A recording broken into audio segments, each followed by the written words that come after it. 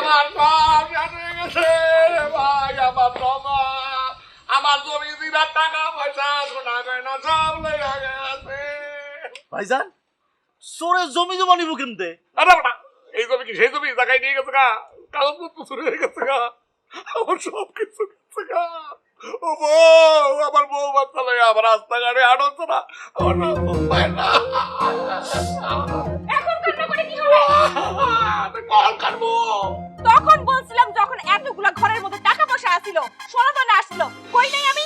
ব্যাংকের মধ্যে সব রাইখা আসো, তখন রাখছিলাম। এতগুলা যদি সোনা দানা ঘরের মধ্যে টাকা পয়সা থাকে ভাই, তাহলে তো চুরি আর হবে? হ্যাঁ, চুরি হইতো না? ভাবি ঠিকই বলছে শরীফুল আলম সাহেদ ভাই, ঘরে এত টাকা পয়সা সোনা দানা রাখা ঠিক হয় নাই। এই যে টাকা পয়সা সোনা দানা ভাবির নতুন গহনা রাখছেন, চোরেরা টের পায়া সবকিছু চুরি করে নিয়ে গেছে। শরীফুল ইসলাম সাহেদ ভাই, আমার কাছে মনে হইতেছে চোরটা আপনার আপন কেউ। আকি আমাদের কিছু আনেন কেন? সাহেদ ভাই, ভাবি স্যার আপনার আপনার কেউ নাই?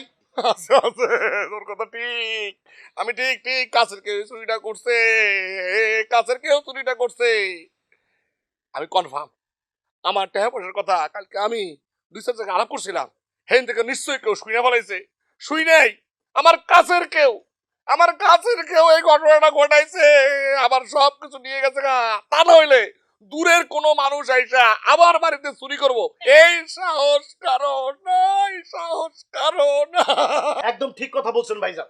এখানে বসে বসে ঠিক কথা কইলে হইব? তাড়াতাড়ি চেয়ারম্যানের কাছে যাও না কেন? হ্যাঁ, তার গিয়ে বিচার দাও। সেই চোরে খুঁজে বের করে দিব এবং জিনিসপত্র যা যা চুরি হইছে সব বাইরে করে দিব।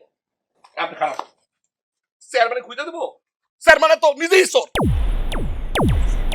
না মানে কথার কথা কইলাম আমি, আরে কথার কথা কইলাম মানে আমার মাথা কি ঠিক আছে? এই চেয়ারম্যান কয়দিন আগে এই যে কাশিমার বাড়িতে চুরি হলো, যে কাশিমার বাড়িতে অল্প কিছু মাল চুরি হয়েছে, সেইটাই তো আবিষ্কার করতে পারলো না কেনায় চুরি করছে। আমার তো মহামূল্যবান জিনিস হারিয়ে গেছে, এই চেয়ারম্যানে কেমনে সেইটা বাই করবো? একদম খাঁটি কথা বলছেন ভাই। ওই চেয়ারম্যানের কাছে গিয়া কোনো লাভ নাই। আমি অবশ্য আপনার একজনের কাছে নিয়ে যেতে পারি, সে আপনারে চোর এবং জিনিস দুইটাই বাই করে দিতে পারবো। কে? তাহলে চল সেখানে যাই, কেনা সে? ওই লোকটা হইতেছে মেসেজ বাবা। ও মানে মেসেজের মাধ্যমে কি খবর দিয়ে দেয় নাকি? আরে না ভাইজান, মেসেজ দিয়ে সবকিছু করে দেয় না। মানে আপনি যদি একটু তেল দিয়ে তারে মেসেজ করে দেন, তাহলে সে সব কিছু তরতর করে কইয়া দেয়। আমি বুকে হাত দিয়ে বলতে পারি, আপনি যদি ওই লোকের কাছে যান, আপনি নিশ্চিত আপনার জিনিস এবং চোর দুইটাই খুঁজে বাই করতে পারবেন। আরে কি বলো তুমি? আমি এইসব বাবা সাবা বিশ্বাস করি না। কোথাকার কোন লোক তেল দিয়ে মেসেজ দিয়ে সে আমার তথ্য বাই করে দেবে আর এটা আমার বিশ্বাস করতে হবে?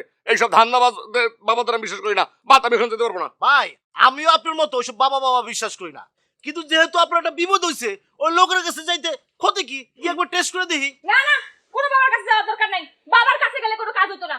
আপনি তাড়াতাড়ি চেয়ারম্যানের কাছে যান, গিয়া কোন পুলিশে যেন খবর দেয়।